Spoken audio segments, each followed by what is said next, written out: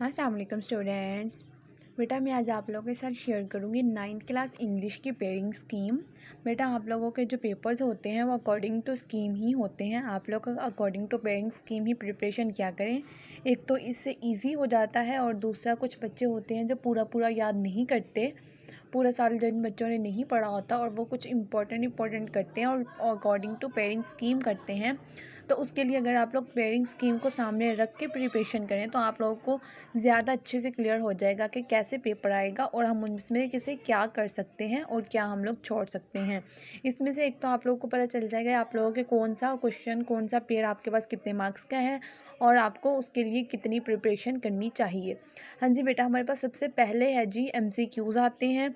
हमारे पास total 19 MCQs होते हैं 9th क्लास इंग्लिश के पेपर में और 19 मार्क्स के ही होते हैं हमारे पास जो उसका A, B और C और D 4 पार्ट्स में हमारे पास MCQs मुश्तमिल होते हैं। जबकि A पार्ट हमारे पास 5 नंबर का, B पार्ट हमारे पास 4 नंबर का, C पार्ट 5 नंबर का और D पार्ट भी हमारे पास 5 नंबर का होता है। जो ए पार्ट होता है उसमें हमारे पास MCQs बेटा जो होते हैं वो होते हैं correct form of verbs according to grammar होते हैं। और जो आएंगे आप लोगों के पास वो पेज नंबर 163 से 168 में जो है आप लोगों के ग्रामर की बुक में ये MCQs वहाँ से आएंगे। नेक्स्ट आ जाता है जी हमारे पास पार्ट बी, पेयर बी। इसमें हमारे पास आएंगे करेक्ट स्पेलिंग्स वाले। इंग्लिश की बुक के अंदर से जो आप लोग के लेसन्स हैं उसके अंदर से कोई भी वर्ड्स आपको दिए होंगे उनमें से आपने जिसके सही स्पेलिंग होगा वो उस पर टिक लगाना है। 3 आ जाता है जी हमारे पास। इसमें हमारे पास सैनोनिम्स के अकॉर्डिंग आएंगे, ये भी हमारे पास बुक से आएंगे। नेक्स्ट आ जाता है जी हमारे पास डी ऑप्शन, इसमें अकॉर्डिंग टू ग्रामर आएगा और ये भी इंग्लिश के बुक में से आएंगे। टोटल हमारे पास 19 MCQs कंप्लीट हो जाएंगे। फिर आता है जी हमारे पास सब्जेक्टिव पार्ट। उसमें हमारे पास सबसे पहले होता है क्वेश्चन नंबर 2 जो कि हमारे पास आंसर क्वेश्चंस होते हैं। हमारे पास टोटल जो है 8 क्वेश्चंस गिवन होते हैं जिनमें से हमने 5 क्वेश्चंस अटेम्प्ट करने होते हैं। टोटल हमारे पास आंसर क्वेश्चन 10 मार्क्स के बन जाते हैं। 5 क्वेश्चन जो आएंगे वो हमारी एक्सरसाइज में से होंगे। जो एक्सरसाइज होती हैं आपके लेसन होते हैं उनके लास्ट पे क्वेश्चन दिए होते हैं। 5 क्वेश्चन आपके वहाँ से आएंगे जबकि 3 क्वेश्चन आपके लेसन के अंदर से आ सकते हैं। ठीक हो गया। इसलिए आप लोगों को बेहतर है कि अंदर लेसन के अंदर से कहीं से भी वो दे सकते हैं। इसलिए आप लोग जो लेसन के एंड पे एक्सरसाइज में क्वेश्चंस दिए होते हैं ना बेटा, आप लोग उनको बहुत अच्छे से तरीके से तैयार करें तो आप लोगों का क्वेश्चन आंसर का पेयर भी कंप्लीट हो जाएगा। फिर आता है जो हमारे पास ट्रांसलेशन वाला from book attempt 2 paragraphs out of 3। हमारे पास 3 पैराग्राफ्स दिए होते हैं। जो आपके लेसन हैं उनमें से आप लोगों को 3 पैराग्राफ्स दिए होंगे, इंग्लिश लिखी होगी जिनकी आप लोगों ने उर्दू लिखनी होगी।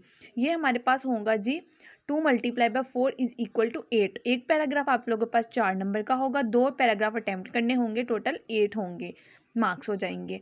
3 हो गया।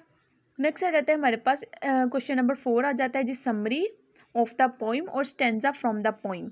हमारे पास एक समरी गिवन होगी जिसमें से आप लोगों ने समरी लिखनी है। टोटल आपके पास 5 मार्क्स की होगी। अगर आप लोग समरी नहीं लिखना चाहते तो स्टेंजा आएगा आप लोगों का पोइम से, तो आप लोग स्टेंजा लिख सकते हैं और ये भी आपके पास टोटल 5 मार्क्स का। अगर आपके पास चॉइस आप स्टेंजा लिख लें या फिर समरी लिख लें। नेक्स्ट आ जाएँ। फिर आता है जी हमारे पास question number 5, use word pairs और idioms in sentence from book 5 out of 8। हमारे पास 8 जो होंगे ईडियम्स होंगे, उनमें से आप लोगों ने 5 अटैम्प्ट करने होंगे। हमारे पास 5 अटैम्प्ट करने हैं हमने, तो एक ईडियम हमारे पास 1 नंबर का होगा। टोटल आपके पास 5 मार्क्स के ईडियम्स हो जाएंगे, या फिर आप उसे जो है ना वर्ड्स पेयर्स भी लिख सकते हैं, आपके पास ये चॉइस है। नेक्स्ट आ जाता है हमारे पास क्वेश्चन नंबर 6, या आप लोगों के पास लेटर, स्टोरी और डायलॉग, 3 आप लोगों के पास चीज़ें होंगी। या लेटर भी होगा, स्टोरी भी होगी, डायलॉग भी होगा। अब आपकी मर्जी, आप लेटर लिख लें, स्टोरी लिख लें या फिर डायलॉग लिख लें, और ये हमारे पास टोटल 8 मार्क्स का होगा। अब इसमें से देखो बेटा, आपको पता चल जाएगा कि आप लोगों ने लेटर करनी है, स्टोरी करनी है, डायलॉग करनी है। बच्चों को होता है अकॉर्डिंग टू पेरेंट्स स्कीम, उन्हें नहीं पता होता, वो लेटर्स भी सारे याद कर रहे होते हैं, स्टोरीज भी कर रहे होते हैं और डायलॉग्स भी कर रहे होते हैं। फिर बच्चे कन्फ्यूज हो जाते हैं और एक भी चीज़ को सही तरीके से अटैम्प्ट नहीं कर पाते। इसलिए पेरेंट्स स्कीम में आपको पता चल जाता है कि आपने क्या अटैम्प्ट करना है, क्या आपको अच्छे से आता है। नेक्स्ट आ जाता है बेटा हमारे पास क्वेश्चन नंबर 7। क्वेश्चन नंबर 7 है हमारे पास बेटा, इसमें हमारे पास क्वेश्चंस गिवन होंगे जिसमें से आप लोगों के पास 5 क्वेश्चन होंगे। हर क्वेश्चन हमारे पास 2 मार्क्स का होगा, यानी 5 क्वेश्चन अटैम्प्ट करने तो हमारे पास टोटल 10 मार्क्स के हो जाएंगे। नेक्स्ट आ जाता है हमारे पास क्वेश्चन नंबर 8। ये होंगे हमारे पास tenses from English grammar, solved exercises होंगी 5 आउट ऑफ 8। हमारे पास 8 गिवन्स होंगे जिनमें से हमने कोई से 5 अटैम्प्ट करने हैं। हमारे पास टोटल 1 नंबर का होगा, जो कि हमारे पास टोटल 5 अटैम्प्ट करने तो टोटल 5 नंबर के हो जाएंगे हमारे पास ये टेंसेज। नेक्स्ट है जी हमारे पास question number 9, change of voice English grammar है। 5 होंगी, हमने 5 से अटैम्प्ट करनी है और हमारे पास 1 नंबर की होगी, तो हमारे पास टोटल 5 मार्क्स बन जाएंगे।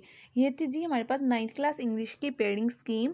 9th क्लास के गेस्ट पेपर्स और इंपॉर्टेंट क्वेश्चन आंसर्स आप लोगों को चैनल पे मिल जाएंगे। आप लोग चैनल विजिट कर सकते हैं। अगर कोई भी क्वेश्चन हो आप लोग कॉमेंट सेक्शन में पूछ सकते हैं। अल्लाह पाक से दुआ है, अल्लाह पाक आप बच्चों को इम्तिहानात में बहुत अच्छे नंबरों से कामयाब करें।